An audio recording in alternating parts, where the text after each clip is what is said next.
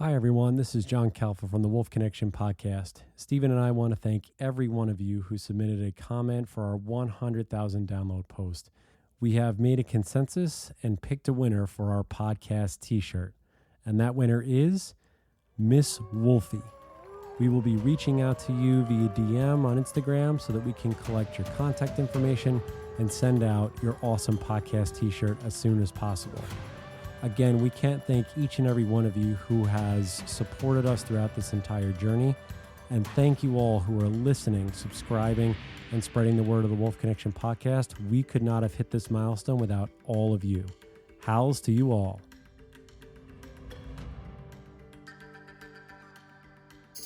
Keep in touch with the Wolf Connection podcast on our Instagram handle at the Wolf Connection Pod, or email us your questions, comments, and guest ideas to podcast@wolfconnection.org. Thank you for your support, and howls to you all.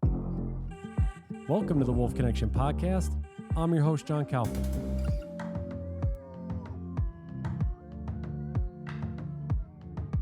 So just myself on this one. Stephen is in the midst of traveling. He will be back on the next one.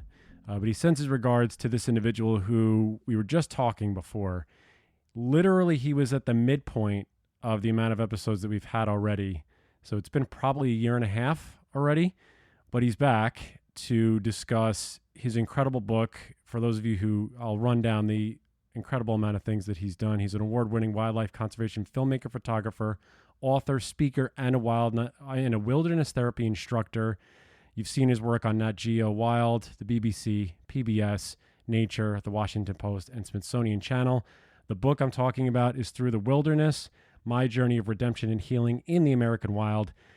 And the author is Brad Orsted. Brad, awesome to have you back, my friend. How are you doing? Hey, so good to be back, and how cool we're looping this back like halfway through, coming back full circle now. So thank you for having me. Yeah, man, it's great to have you back. And like I said, the book is just unbelievable. And the praise that people are giving it is well deserved. It's extremely heartfelt, a lot of emotions going through it. I felt you through the pages. And I know the last time the three of us spoke, you were, I believe, just starting this process, or you were sort of in the middle of this process. So we're probably around 21, I want to say, somewhere in that vein. So just give everyone an idea, because we've had a bunch of authors on here. What was that process like? I guess if you can recall back to that moment when we spoke, or just moving forward to the finish line, getting it there, getting it published by St. Martin's Press, and then now you're on this book tour. So what was all of that work, all of that emotion on the page, and then finally seeing the product come to you, and then being able to promote it and talk about your story?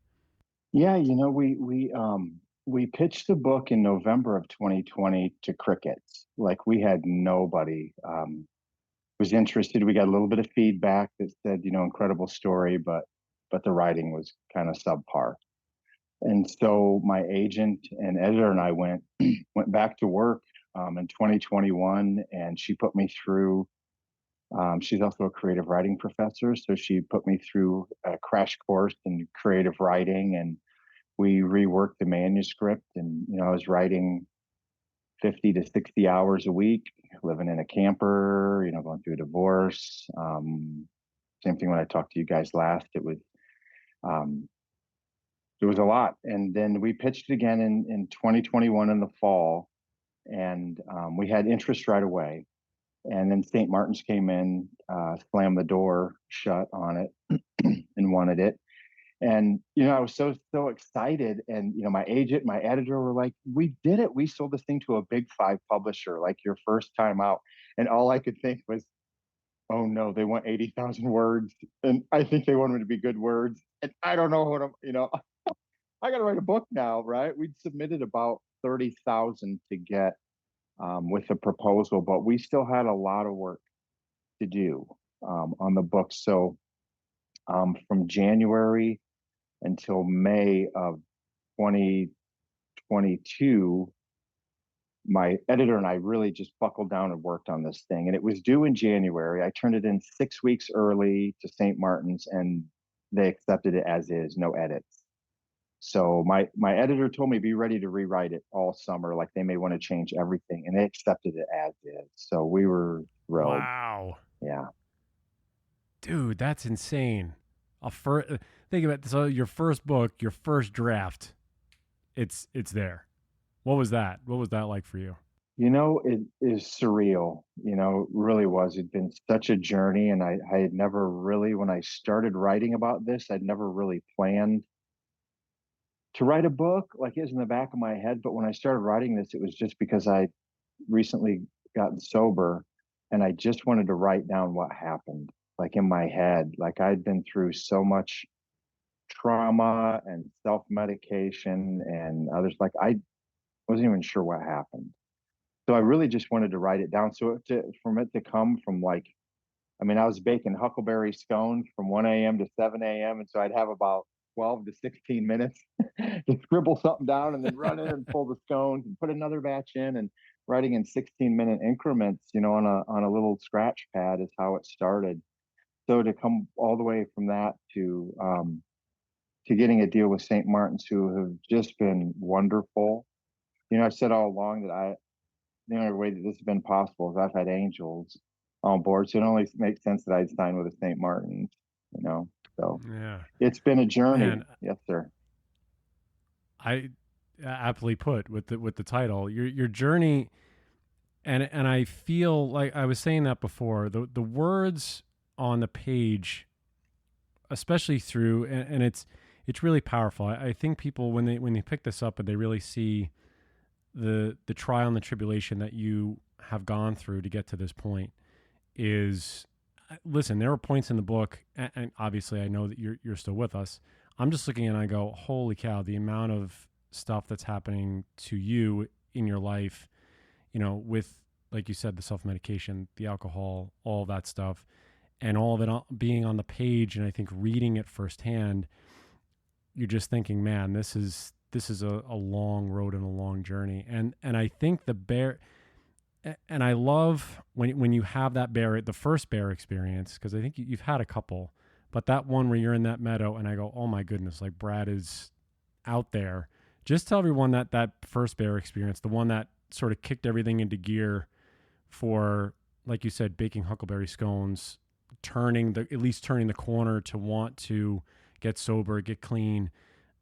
Because I don't know if we spoke about it the first time, but it's really powerful about what happened, and just kind of give people a little backdrop of what that was like in that moment. Sure.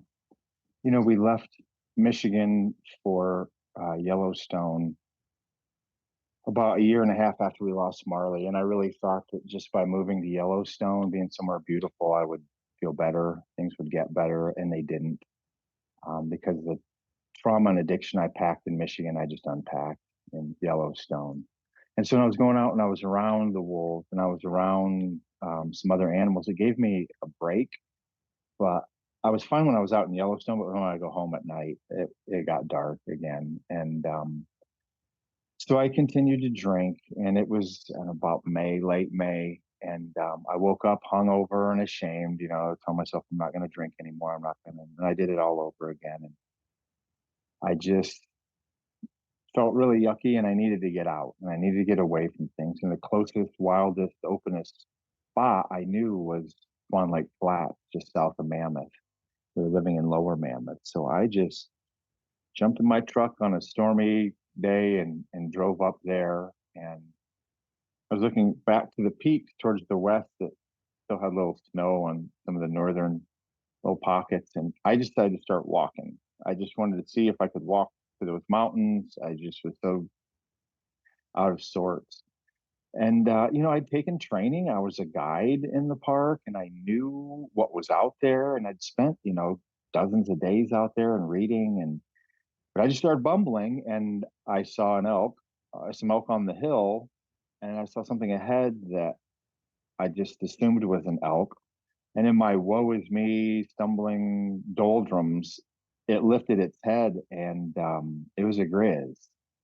And it was a profile shot. First I thought I would go, oh, that's a bear. And I'm like, oh, that's a grizzly bear. Uh-huh. And I've been I played roadside expert to my clients through a spotting scope. Ladies and gentlemen, if you look here, the grizzly bear does this, and the grizzly bear does that. But when you're so hungover that you just want to lay down and that bear stepped out, um, I'd had some delusions about taking my own life.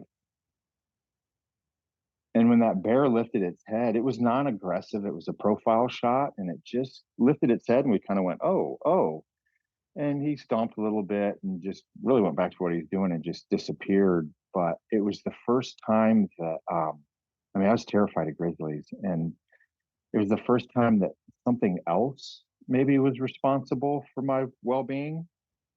Before, I was always, if I wanted to jump or do whatever, I was in charge when and where and how it went down. And that was the first time that something else was kind of in the driver's seat, and it scared me to my core, you know. And like I said, it was non-aggressive, but it just made me realize how foolish I was being, and that I could get a bear hurt like this, and my depressive state. That there are other things that my behavior was affecting, and it just it made me realize that I didn't really want to die. I just didn't know how to live, anymore.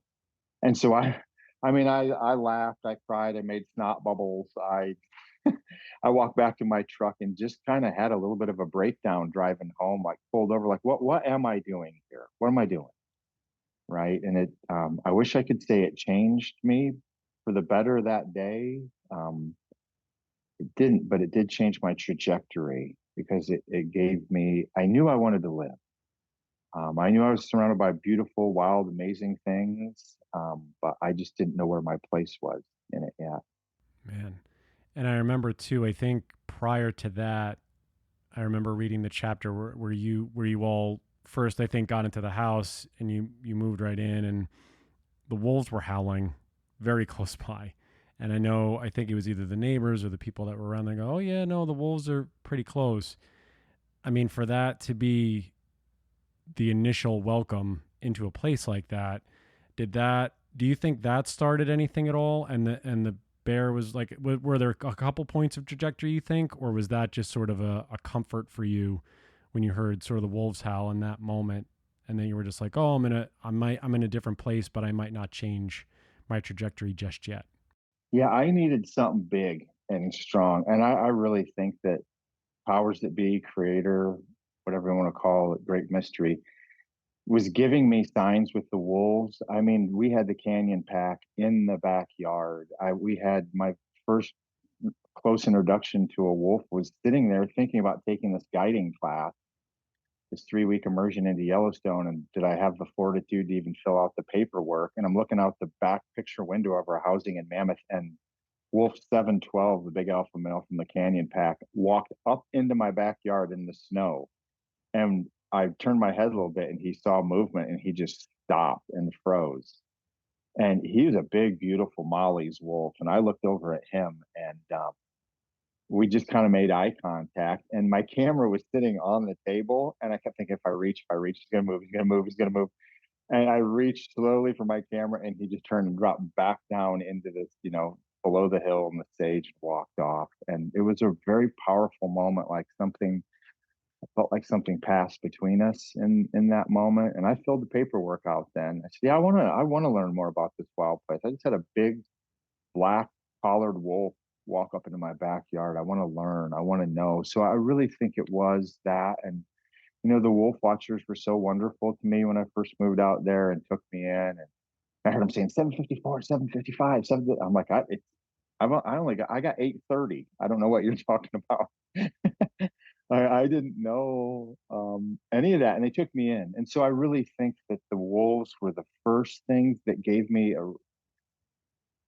a break from my grief. When I was watching the wolves, I wasn't thinking about tragedy. But like I said, when I go home at night after watching them, I have these very powerful days in the park with the Lamars or the canyons, and then come home and my misery was waiting for me. So I think they set me on that path, but I was still bumbling and fumbling, and I needed something that was like a hard stop, like a big, like I was never scared of wolves. never ever, I never read anything, nothing about them, scared me. But the grizz just, when I first moved there, I thought there was a grizzly behind every piece of sage, and I was terrified. So I think I needed that. Grizz gave me that hard stop. Gave me the gift of the grizzly is the presence of the moment. You know. Man, yeah, you're right. I mean, and then on our most recent trip, I think we saw a couple of grizz, young grizz, and when you just look at them, even from a distance, you go, that is a large animal, and then you're just like, man, it's just, and the way it moves. I mean, like you said, bears are sort of fumbly and bumbly, but man, you're just like that. That is just a majestic beast that can do so much damage. And you're right. I mean, again, reading through, I'm not giving too much away, hopefully, for everyone who's listening. But again, I implore you to pick up the book so you can read it full through. Um, it really just seemed like you had these stages of play, like you said, the wolves. Then you get the heartstop. Talk about your relationship with Doug Peacock, because it really seems like that human connection was another stop that along the way that really, again, put you on this path to where you are right now. Yeah, for sure. Once that grizzly bear, and the first one happened in 2012, and then I continued to film and photograph. And I went to work for Casey Anderson filming, and we spent a bunch of time around grizzly bears, and I really started to see what was happening to them, and that they were in the crosshairs, and how precarious that balance was. And maybe it's my Midwestern roots, but I feel like when someone does something for you, you owe them. You give back when you help when you can. And so when I met Doug Peacock, it was just fishing and kind of hanging out and listening to Doug's stories and stuff. And we had it was about 2015 I met Doug. We stayed friends, but he was so busy with his stuff, and I was filming with Casey and in Africa. We really didn't get a lot of time to visit until about 2017. And there was a couple orphan grizzly bear cubs that were hanging around this basin. And Doug called me over to his house one day, and he said, "Damn it, we got to make a film." Pound his fist on the table. He said, "These are good bears." And I think it was a very prophetic statement by Doug. He knew something might happen to them. And he said, "We've got to make a film to show people that these are good bears, that they're behaving, that they're in and around people and cattle, and they're not getting into any trouble." And it was right when I was really feeling like I wanted to get sober in 2018, some late summer, midsummer of 2018. And I felt like Doug, like my hero, gave me a mission. And I think Dougie knew that I was in a bad way, and that I needed something bigger than me to be a part of and to work on. And so when Dougie gave me that mission, I got sober, and I started filming those bears, and those little orphans became kind of my AA meeting. They became my accountability. And I'd go back and tell Doug, and he was so wonderful. He said, "Yeah, film them. I want you to write down where they're going, what they're eating, what the scuttlebutt is around the neighborhood, what people are thinking. Keep your finger on the pulse and all this." And he goes, "And don't forget, just shut the camera off and just sit with the bears. Just be in the presence of grizzlies." And I did that more and more as we got into production on that film. That I can only film so much of two fat little bears eating. They had their head down most of the time. So I just sat with them. But Doug was such an inspiration. Someone coming from, he was a Green Beret medic in Vietnam, and saw the aftermath of the Tet Offensive. And when Doug came home, his trauma and grief were so profound he couldn't even speak to his mother, and he disappeared into the wilds of Yellowstone. He looked at maps, and when he was in Vietnam, and he said, "If I ever get out of here, I'm going to go to all those blank spaces on the map: Wind River and Yellowstone, Glacier." So Doug was really, I lovingly and affectionately call him my Obi Grizz Kenobi. So he was kind of my Jedi master. It definitely feels that way, and that it seems like unknowingly took a lot of the same path. And I have yet to read his book. I know I have to, because I've heard, you mention it a lot in yours, and I've heard so many wonderful things. I have to read Doug's and get that on my list. And you say that all these things, and again, through the pages, you can see it really feels like all of these specific instances are happening for a reason to get you, like you said, the nudge here, the full stop there, the filming here, and it gets you to this point where you're like, this is enough. And what's really astounding to me, it's not even just the wildlife. You talk about where you found a Douglas fir that you climb to, and you just sit and take it all in. So it's not even about watching just the wildlife. It's also just sitting and being with your thoughts. And I wonder how that was for you instead of a typical, let's say, going to an AA or an NA meeting. What was, I don't know if you've done both or all three and you've done different types of therapies. What was the difference for you?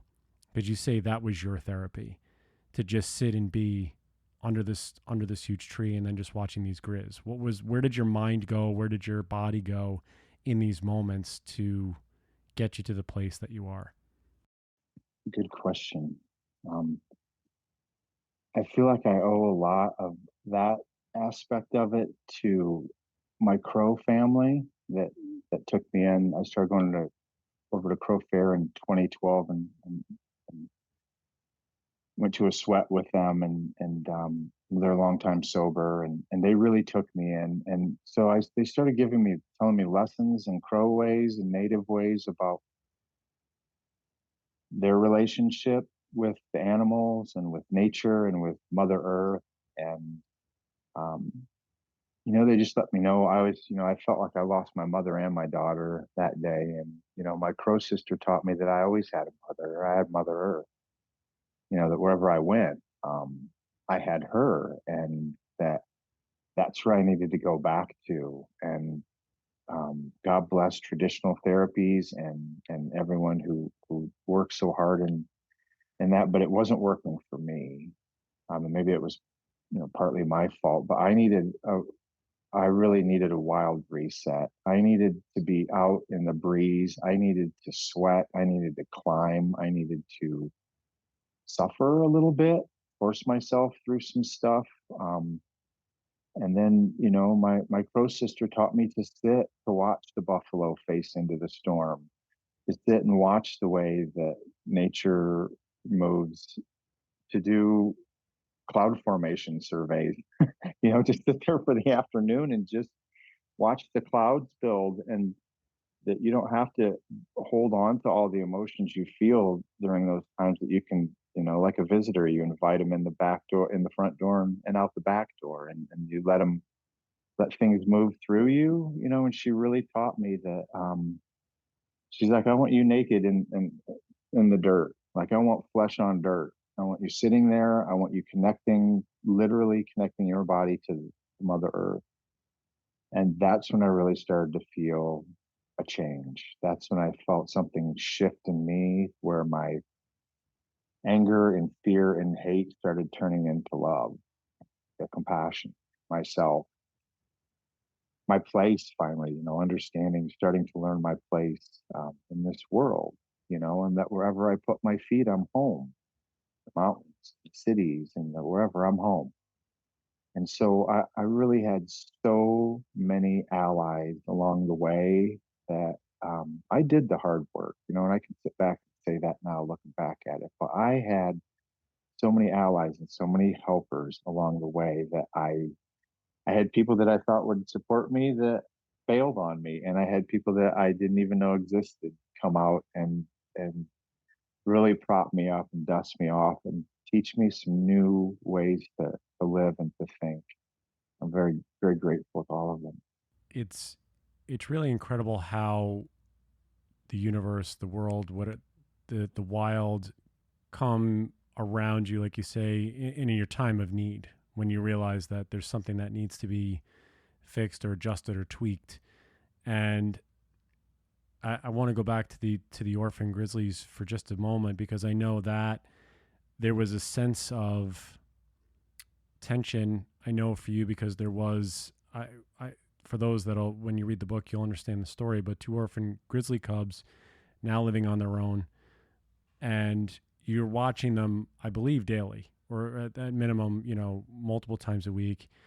and really becoming their protector in a way. And that seemed to be along with film, obviously the film, filming them for Doug and your guys' film, but really becoming their almost their human father in a way, or their human parent, to try and guide people away. And there were points in the book I go, is the anger level going to get to the point where Brad's going to have an altercation, and but I could just see that.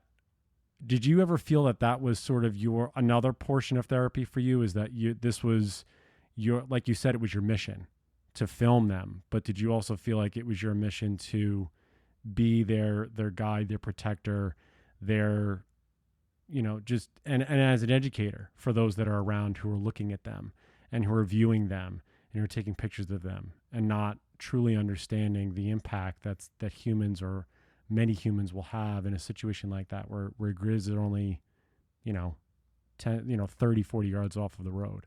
Yeah, early on, I really did feel like I was their guide and protector.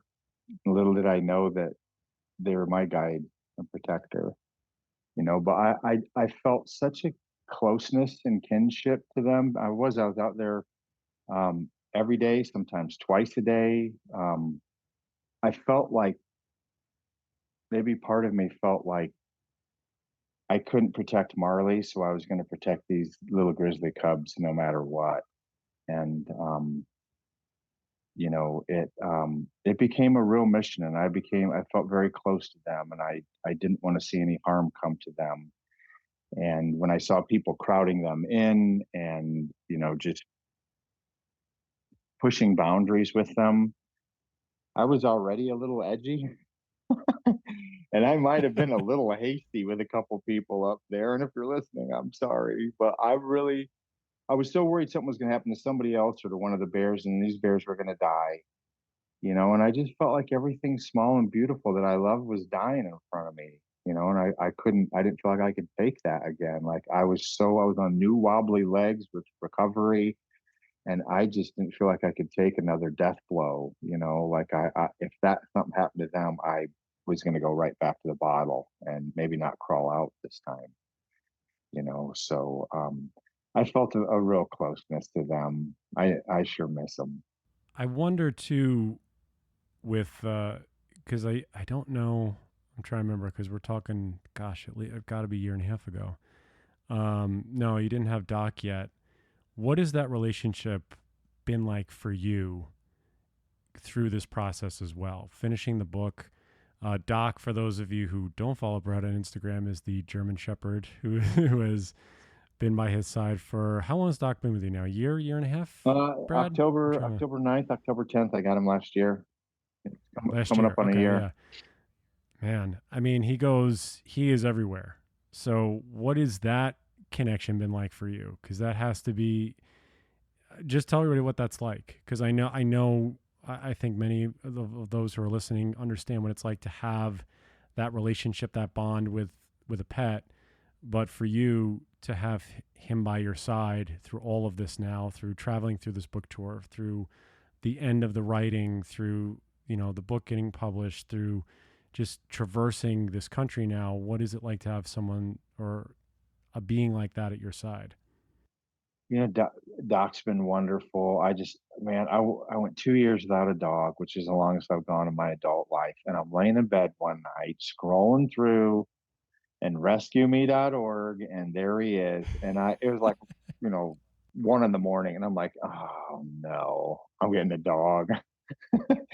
So I made contact, and Doc was rescued from an abusive breeder who beat him terribly and starved him, and just all of the terrible things that happened. And so when I got him, he needed some surgeries. He was scared to death of people. He was scared to death of other dogs, and it was a real process in the beginning to develop some trust between him and I. And it was just a lot of work. A couple of bacon cheeseburgers helped tremendously for trust. He's like, hey, this guy's not so bad after all. But we went right outside, like a bunch of time outside, out on the trail, out. working with him and stuff. And he's turned into the most amazing, gentle dog. I've had 5 German Shepherds now, and I trust Doc more than any of the other. He's good with little kids, with other dogs, with little dogs.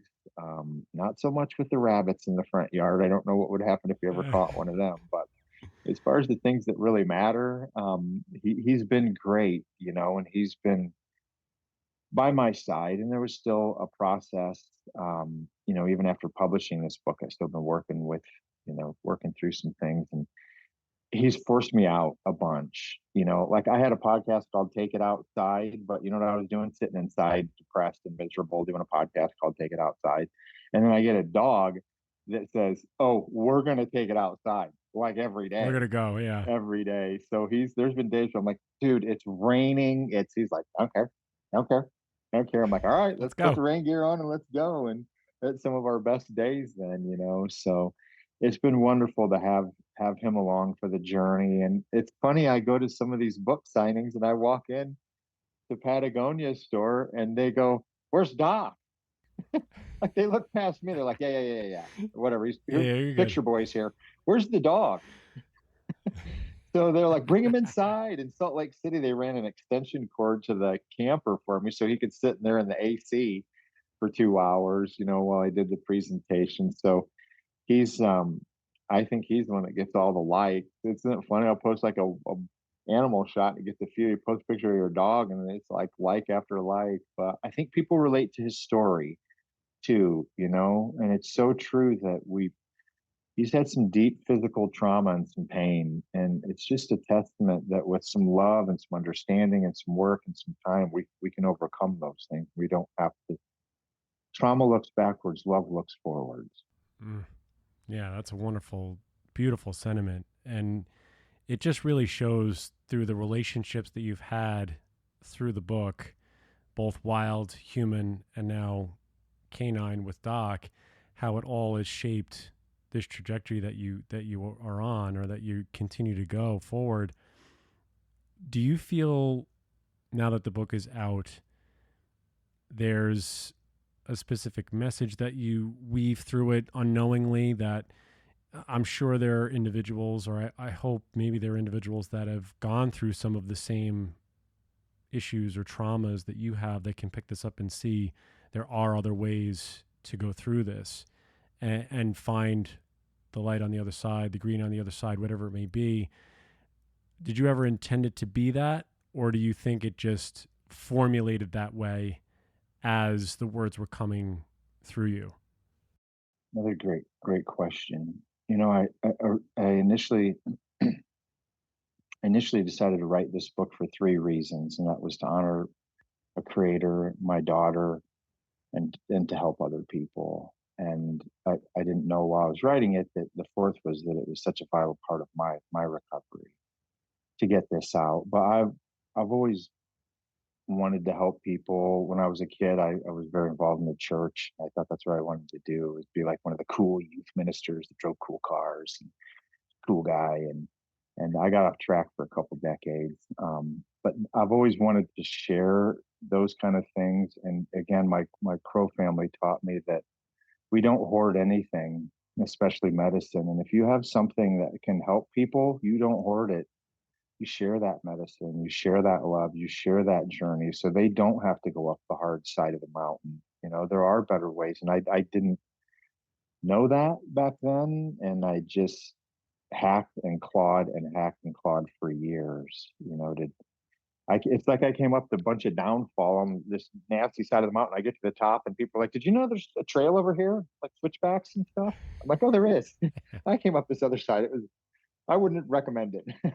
So I would just want to help people, show people that there's another side of the mountain that has some switchbacks and some views, and that we can get better, and we do get better, and it takes a lot of work, to do it. But I've gotten some wonderful reviews from the Wall Street Journal and some other places. But to tell you the truth, the thing that means the most to me are the testimonials that I get from people, messages that a guy that messaged me that had just lost a child, and he was heading for the same place I was. And I don't even remember how he found the book, but he's like, I just want to let you know that I'm out, I'm fishing, I want to do a fishing tourney in the name of, I want to live a tourney for my child in his name, and I want to live. I want to live. And he said, I'm gonna honor my child and your child.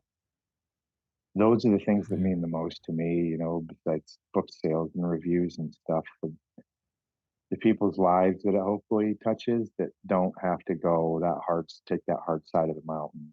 And if you want to, that's great. And sometimes we do have to take the hard side a little bit to earn it, to work for it. But there's other ways, and has always been just my message of hope. Mm. Yeah, sometimes you need to stumble across a grizz in the middle of a in the middle of a hike for that to happen, right? Yeah, yeah. What's the tour been like for you? Just like you said, you've been to Patagonia, you've been to a couple different states, a couple different bookstores. What's the not like you said, not necessarily the reviews and the all that. What's the reception been like when you actually get to talk to the people that are there, that are reading the book, that you get to sign, you know, give them a signature for their copy? What's sort of the interactions that you've been getting from a lot of those people? You know, excuse me. Honestly, this is another one of those things. They said book tour, and I said, yeah, this would be amazing. I can't wait. And then when you actually have to do it, I'm like, oh, you mean I have to show up and talk in front of people like live? I'm like, man, I think I'd rather come around the corner and find a grizzly on a carcass right now. I mean, have a little bit of social anxiety. I'm a bear nerd. I spend a lot of time alone, and so when I have to go greet people, I kind of like, okay, I have to get myself mentally prepared for this. And it has been so wonderful to see.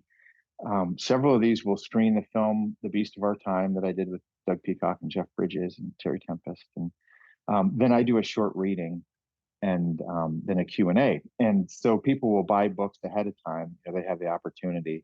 But what I is really fun to see is after the presentation, then the other people that flock up and buy the book. They're like, I know nothing of this guy's story. And they're like, now I got to get the book. And I've had so many people come up to me that, look, everybody's going through something these days, right? And the worst thing that ever happened to you is still the worst thing that ever happened to you.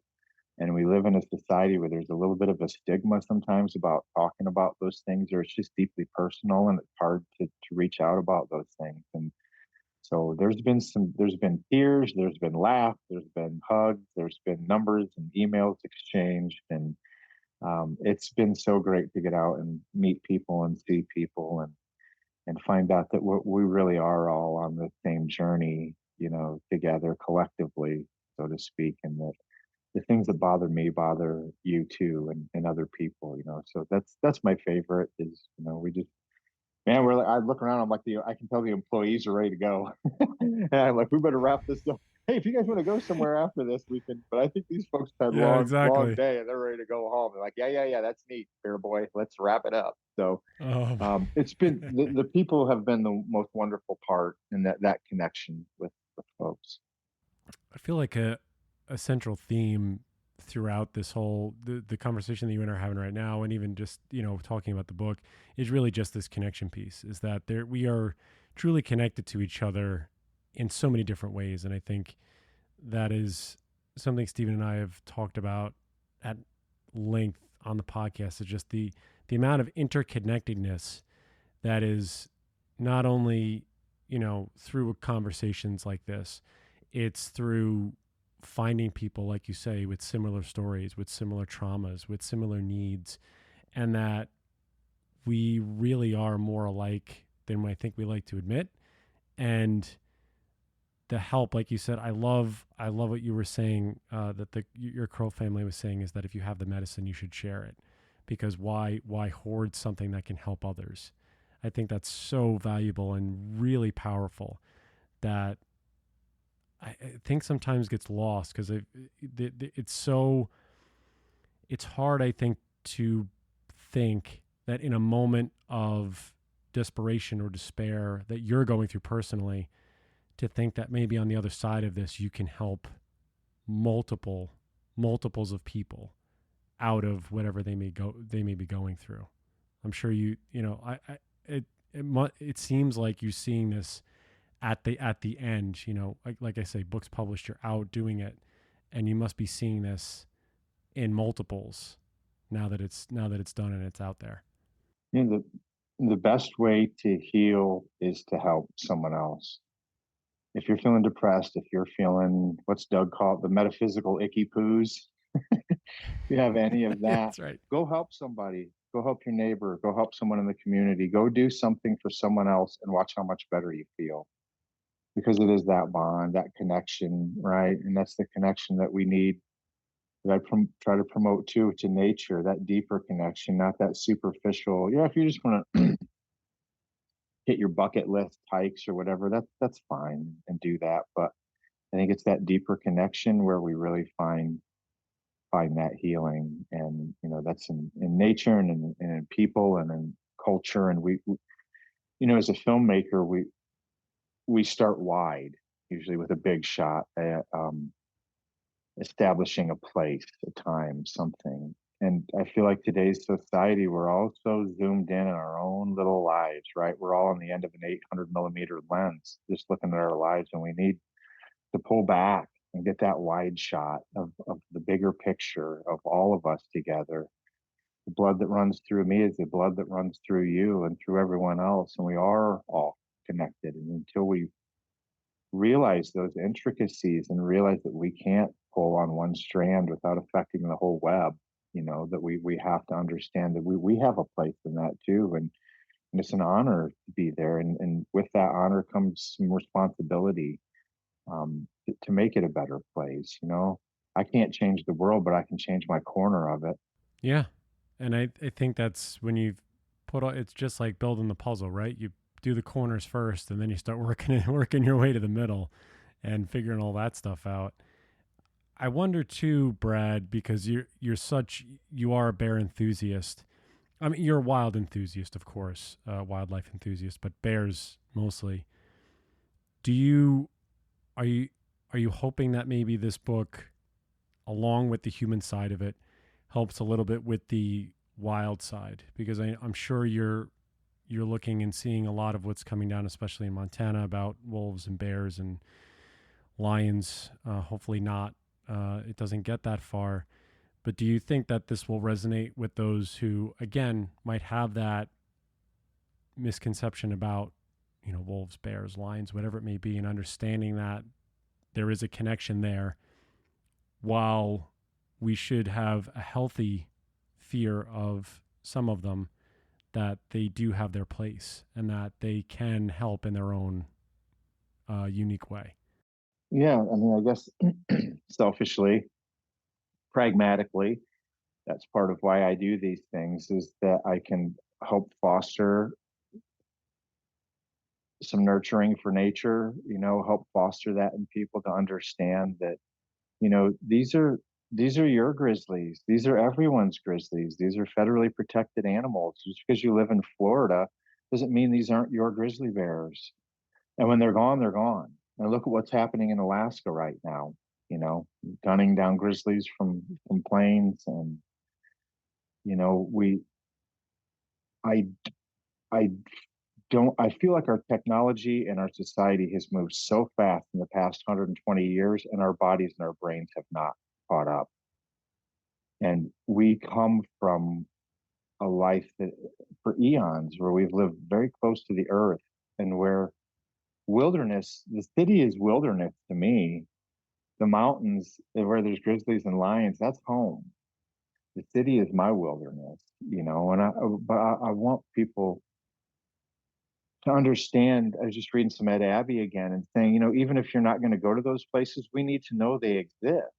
We need to know that wild is there. There's a lot of people that depend on that, that I get notes from that say, I don't know if I'll ever be able to afford to come out to Yellowstone, but I need to know that it's there for my sanity, and I don't think we really have a full appreciation of how connected we are to these animals and these ecosystems. And when the keystone species start being taken out, the whole pyramid starts falling, and as we've seen, with trophic cascade and other things, that again, you take one out, and and the whole thing starts to collapse. And we our jobs are to be stewards and to take care of this place for future generations to have. Like in our film, Jeff Bridges says, what do we do? What do we tell our grandkids when there are no more grizzly bears? What do you do when you have to tell them that they have to come to a sanctuary to see a wolf? You can't see one in the wild anymore, honey, because they're gone. And I don't want to sound like doomsday or anything, but the West is in a very precarious spot, and this all could things could go down very fast and have a very serious and detrimental effect on animals that are running out of room to be wild.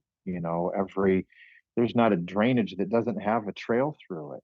Where are the bears supposed to go? Where are the wolves and lions supposed to go when there's encroachment from housing developments and people? And they just we have to protect them. And so that's part of why I do this, because once I get them out and I show them the grizzly bear film, and then I tell them about the orphans, and then I push Save the Yellowstone Grizzly, and say if you want to get involved, there's a million ways to get involved. But I learned from guiding, the time to talk about wolves is when you have people in the Lamar Valley looking at wolves. I talked to them back in Gardner, and they're blah blah blah blah blah blah blah. What's for lunch, and where do I go to the bathroom, and everything else. But once I have them and the wolves are howling, then they're like, where do they go at night? What do they do? Blah blah blah. Then they have all these questions. That's the teaching moment right there, and that's when you see. I would just step back and watch people connect. Right, like I'm like, you've never seen a wolf? Nope. You've never heard a wolf howl? Nope. I'm like, oh, this is gonna be good.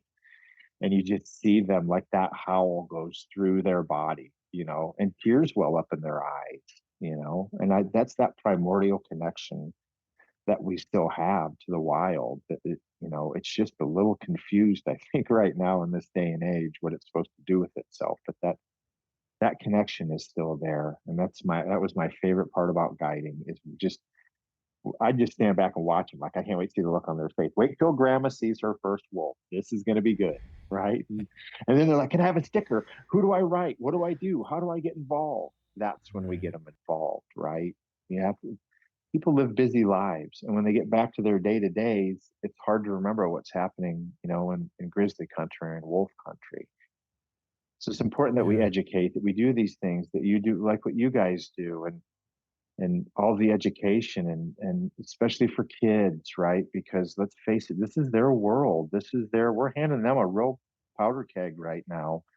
And the more we can do to get them out and connected to nature and connected to animals, because they're the ones that are going to save this stuff that is really, with climate change and everything else. It's everything moves quickly, right? We have species that are doing great, and then all of a sudden not so great. And I have a lot of faith in the kids. It used to be when I was a kid, my dad or someone would tell me something, and you'd believe it 100%.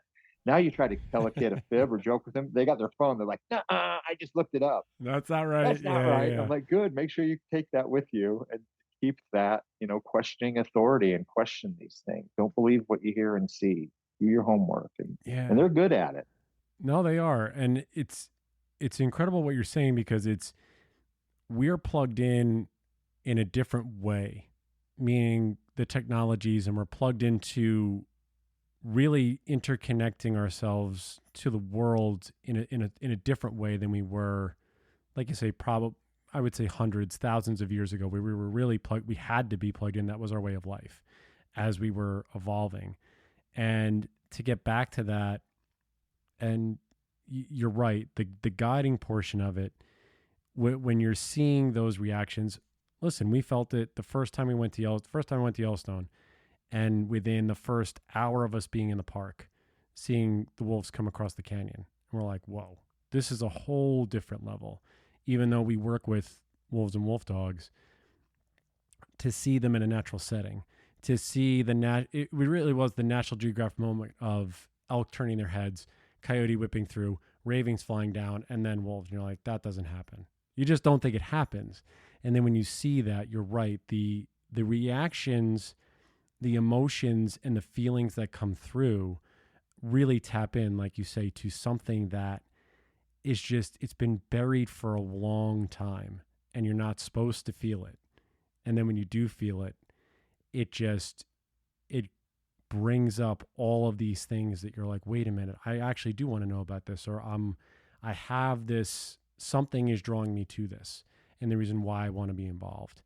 And it's it's primal, and it's, to me, and I've started to say this a little bit more. Yeah, I think if we simplified a lot of how we feel and the way that we connect, I think we'll get back to the root cause of understanding why everything around us has to be in the environment. I think understanding that these apex predators, these wolves, these bears, these lions, and then you trickle down to, the beaver, the fox, the coyote, the ferrets. These are all of these animals have a distinct relationship to the ecosystem and why they need to be there, all the way down to the ant and, the vegetation, things like that. And I think that's a wonderful point they bring up, is that letting people sit back and feel it, and then that's when you come in with the with the punchline of like, hey, this is how you can get involved and do all that.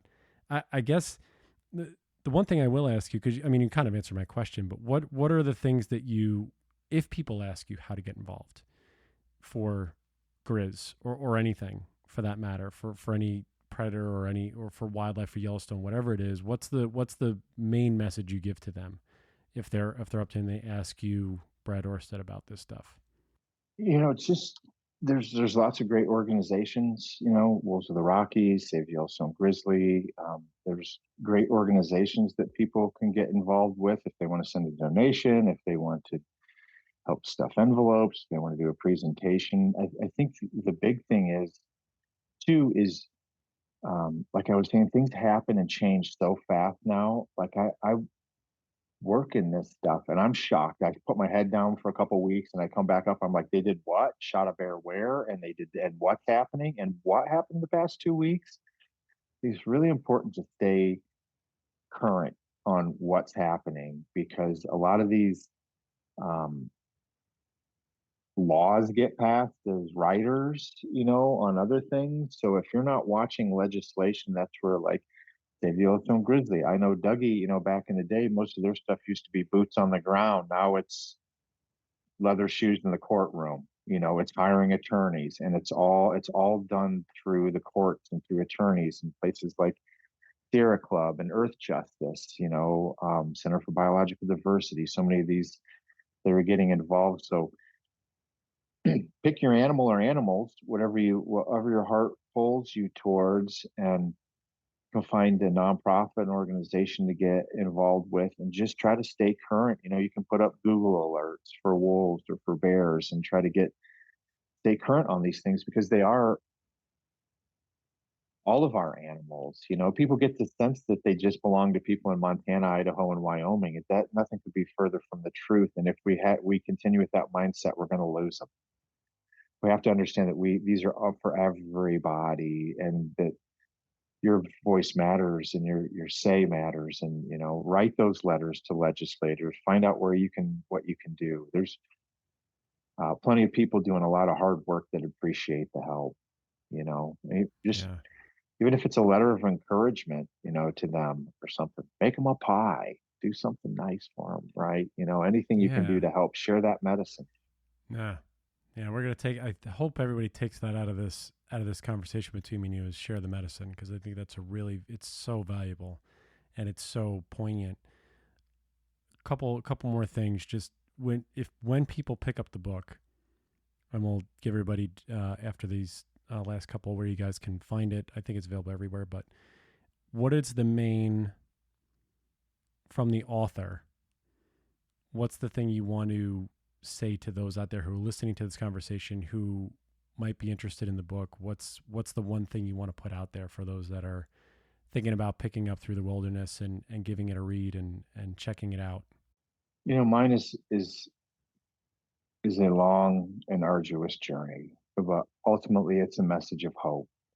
And it is a message that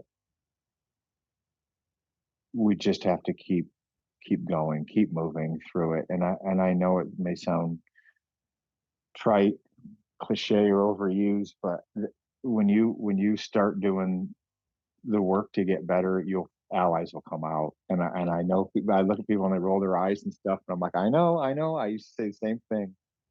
But I think when you find your path, when you embrace your destiny and start working towards it, just the powers that be will bring aid to you along the way. And sometimes it's just dark. You know, when we do so much to run from that, taking painkillers, self medicating. And I've also learned through this that sometimes we just got to sit in it a little bit. You know, my old yoga teacher used to say, no mud, no lotus, you know, and sometimes we sit through that, but that doesn't mean we lose hope. That's where we develop our self determination through those dark times, you know, but we just have to get up one more time, then we fall down and we win. I love that. I'm going to switch up my last question because you answered the last question the first time many moons ago. When you hear the word bear, what is the thing that comes to your mind, Brad? You know, today they just seem like a grandfather to me, like grandfather bear, just that wisdom, that strength, power, but it's not a reckless power, you know, and just gratitude. You know, I'm so grateful to that species, for the lessons, for the teachings. You know, when I watch the bears walk out onto into a meadow, they own it, and that's how I always. I wanted to own my emotional landscape like that. I was tired of cowering. I was tired of running. I was tired of. I wanted to walk out in the meadow and beat on my chest a little bit and own it, you know. And I owe that to the Grizz. The Grizz gave me that hard stop back in 2012 that really changed the direction of my life. And so they're a grandfather and a brother and a cousin and a nephew, and just deep medicine and big respect for Bear. Hmm. Tell everybody where they can find Through the Wilderness. You can find Through the Wilderness pretty much anywhere now. Anywhere you buy books, it's online. It's in bookstores. It's in libraries. If it's not at your local bookstore, a lot of them will get it for you. And if you don't want to buy it, if you just want to read it, a lot of times you can just go to your local library and they'll order it in for people too. So you can find it just about anywhere you find books these days. And if you guys want a signed copy, just go to, I think, is it Brad Orsted or BradleyOrsted.com? Yeah, BradleyOrsted.com. Yeah. BradleyOrsted.com. All right. Yeah, if you guys want a signed copy, Brad can sign it for you. But Through the Wilderness, My Journey of Redemption and Healing in the American Wild. It is highly recommended. And Brad, I can't thank you for spending some more time with me to catch up. As like you said, we came full circle, and just everything that you've done, that you're helping people with not only this book but all of your teachings, your podcast, your wilderness therapy. You're just a shiny beacon in some of the mud that's going on right now. So I can't thank you enough for being who you are and sharing all of your gifts and talents. I love you, brother. I appreciate it, man. It's such an honor to be here. And for round 3, we're going to have to do this in person. I think I'm going to have to come see you guys and see the sanctuary. I'm going to mark that down, everyone. So Brad could possibly be the first, or not the first, but the first in-person podcast in our new media space. So just put that on your calendar, everyone. So we may get some video on this one. So put that on your calendars. We will promote that. Yes, absolutely. Round 3, Brad, in person at Wolf Connection. We'll let you know if that is happening. Brad, just stick around for a minute before when we close out. Just got to ask you a couple more things. Thank you again, sir, for everything that you're doing, and appreciate you coming back on. Thank you. It's always an honor to visit with you. Absolutely. How's to you all out there, and we'll be with you next time. Bye, everybody. Looking for more information about Wolf Connection or the podcast? Please visit our website at wolfconnection.org, where you can donate, sponsor a wolf, or become a volunteer.